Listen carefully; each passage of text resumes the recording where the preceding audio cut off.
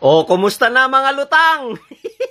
Aligaga na ba? Wasak na ba talaga? Kumusta yung mga utak nyo? Okay pa ba? Mga salitang tumatak, designated survivor, mga loyalistang lutang at kontra kay VP Sara, nagkaaning-aning na ang behavior.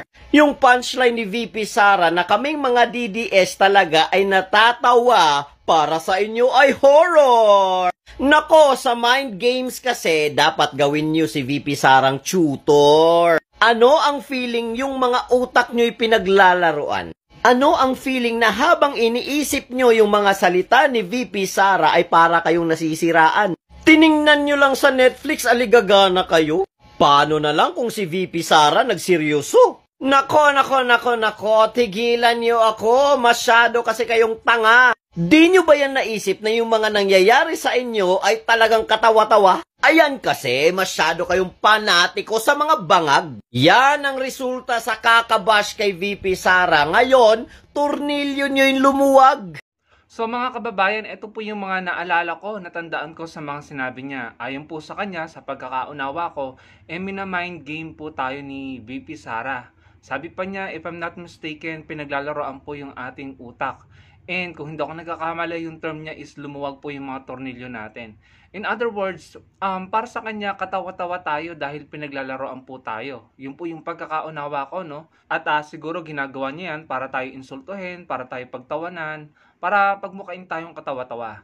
Pero eto na naman po tayo paulit-ulit na naman tayo. Andiyan na naman po yung kanilang mga padali na chess master, master tactician, mind game. Yung akala mo ba talaga ng mga high level, no? Yung tipong tayo po ay ginagawang kalokohan, no? Pero itong mga DDS na to, hanggang ngayon hindi pa rin nakakahalata na yung mga tao umay na sa ganyang padali nila. Na tayong mga Pilipino ay dapat siniseryoso at hindi dapat ginagawang joke. Dapat tayo nare-real talk at nare-respeto. Kasi kung tayo, ewan ko sa inyo mga kababayan, ako kasi kapag ako binigyan ng joke na, alam mo yun, ang tanong ko ay seryoso, no? Kagaya na lamang ng mga mangingisda na nagtanong nung 2016 election, ang sagot sa kanila, jet ski. Yung mga mangingisda na yun na nagtanong, ang tanong po nila ay seryoso dahil may kinalaman po sa kabuhayan nila. Kaya nung tinanggap nila yung sagot ni PRRD nung eleksyon noong 2016, sineryoso po nila yon. Para po sa kanila, magiging palaban at i-assert ng Pangulong Duterte dati ang ating claim sa West Philippine Sea at mapoprotektahan ng mga mangingisda. Pero eventually, later on, inamin na yun ay joke lamang. So, ano sa palagay nyo ang naramdaman ng mga mangingisdang iyon? At hindi ito may tatanggi ng mga DDS dahil kahit sila naniwala doon. Tapos later on, sasabihin, STUIPID ang mga naniwala doon. So, saan ka nakakita? Ganun na lang ba tayo palagi na gagawin joke, mind game, master tactician, chess master, na parang, sabi nga niya, pinaglalaruan, no? Yun po yung pagkakaalala ko. Ganun na lang ba tayo? Paglalaruan yung isip natin, paniniwalaan tayo sa mga bagay-bagay, and then later on, pag andyan na sila, nanalo na sila, gagawin naman tayong STUIPID, no? So, parang kawawa naman tayo mga Pilipino pag ganyan, na hindi tayo sinaseryoso, na tila hindi tayo nararespeto. So, kayong mga DDS, tigilan nyo na yung ganyang sistema nyo. Ang mga Pilipino ay nangangailangan ng matinong sagot. Kung para sa inyo, biro-biro lang ang mga bagay-bagay na may kinalaman sa bansa natin, siguro dapat bumuo na kayo ng sarili nyong bansa. Ginagawa nyong kalokohan ang mga bagay-bagay na seryoso na may kinalaman sa bansa natin. At tuwang-tuwa pa kayo. Diyan lang kayo magaling. Diyan kayo magaling sa ginagawang kalokohan ng mga bagay-bagay. Ang mga palusot nyo, kasi kilala ko si ganito, si ganyan. Sasabihin nyo, kilala nyo si tatay, kilala nyo si ganito, si ganyan. Pwede ba? Tigilan nyo na yung kalokohan nyo. Laging ganyan lang ang palusot nyo. Nakakaumay na mga kababayan. Kalokohan, master tactician, exaggeration, chess master, mind game, paglalaroan ng utak. Kailan nyo siseryosohin ng mga Pilipino? Kailan nyo kami siseryosohin? Napakaangas mo, napakayabang mo, taga-bukid. Akala mo ang lakas-lakas nyo pa. Akala mo ang dami-dami nyo pa. Mauntog ka sana sa katotohanan. Hindi na kayo ang majority. Nagtataka nga ako mga kababayan kung bakit saan kumukuha ng yabang at angas ang mga ito. Tingnan nyo ha, isipin nyo. Yung mga sinusuportahan nila, mga dinedepensahan nila, mga pinagtatanggol nila mula kay Guo, kay Kibuloy, kay Michael Yang, yung kapatid na Michael Yang, kay Bantag, kay Tebes. Ano yung mga yan? Hinahanap ng batas. Nagtatago sa batas. Pinapatawag sa Kongreso, may arrest warrant, mapa-Kongreso or Senado. So ano, mga DDS? Saan kayo kumukuha ng kapal ng muka? Saan kayo kumukuha ng apog? Ni hindi kayo marunong mahiya sa mga kapwa nyo Pilipino.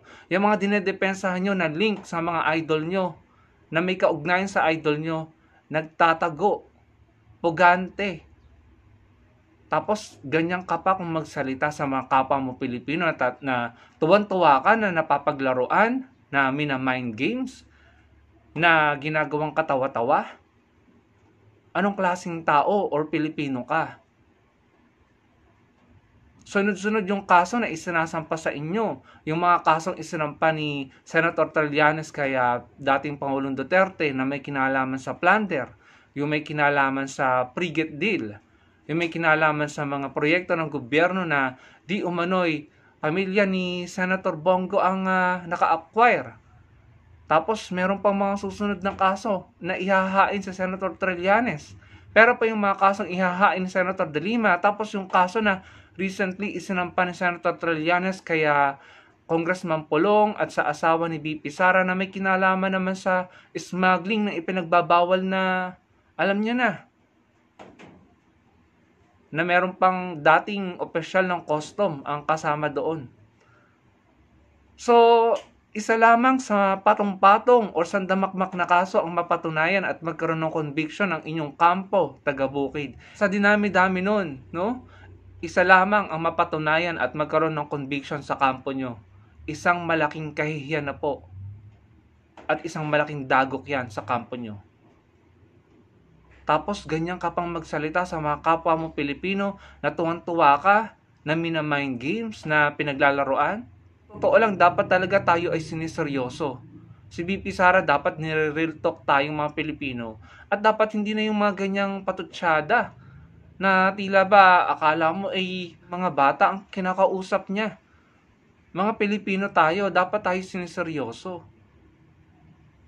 Na kapag hindi, ewan ko no, pero kapag sila, nakikita ko pag hindi nasunod ang gusto nila, parang nagtatampo na bata, nagtatantrum. At marami pong nakakapansin yan. Ewan ko sa inyo mga kababayan, ang dami na pong nasiwalat, ang dami na nabulgar. Yung pastilla scam, yung visa upon arrival noong nakarang administrasyon, yung sandamakmak na Chinese na nakakuha ng mga Filipino identity dito na hindi karapat-dapat, na naging Pilipino, naging opisyal ng gobyerno, dahil sa mga, ewan ko kung paano nangyari yon. Yung Pogos, yung Farmally, yung mga warehouse na may natatagpuan na sandamakmak na bilyong-bilyong halaga ng shabu. Ano ba, hindi pa rin kayo nakaka-realize, hindi pa rin kayo nagigising. Kawawa po ang bansa natin, kawawang-kawawa po tayong mga Pilipino, kawawa po ang susunod na henerasyon ng mga Pilipino. Lugmok na lugmok tayo. Pero anong mga papromo nyo, anong mga ibinibida nyo, pulburon video, na hanggang ngayon, hindi nyo mapatunayan, yung maisog rally nyo? Bakit hindi nyo pag-usapan yung mga naisisiwalat ngayon? Bakit hindi nyo tanungin nasaan na yung mga idol nyo, yung mga pinoprotektahan nyo at mga dinedepensahan nyo? Yung mga sinusuportahan nyo, bakit sila nagtatago? Bakit sila umiiwas sa batas? Dapat yun ang tinatanong nyo sa sarili nyo, mga DDS.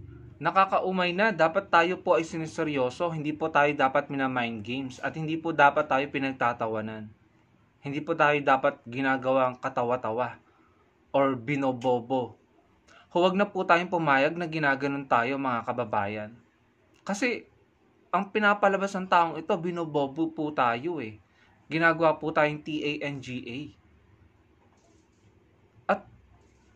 Mananatiling ganyan ang sistema kung tayo po'y pumapayag na ginaganyan tayo, mga kababayan. Maawa po tayo sa sarili natin.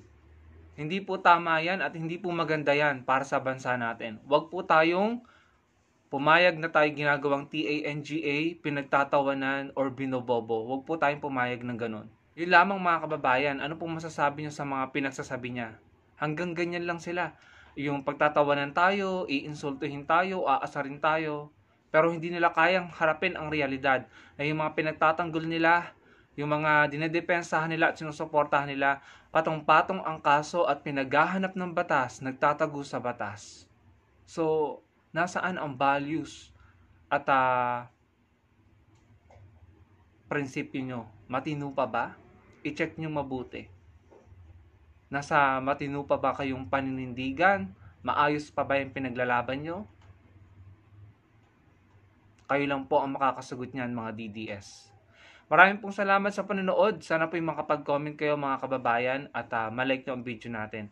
At magkita-kita po tayo sa susunod kong video. Salamat po.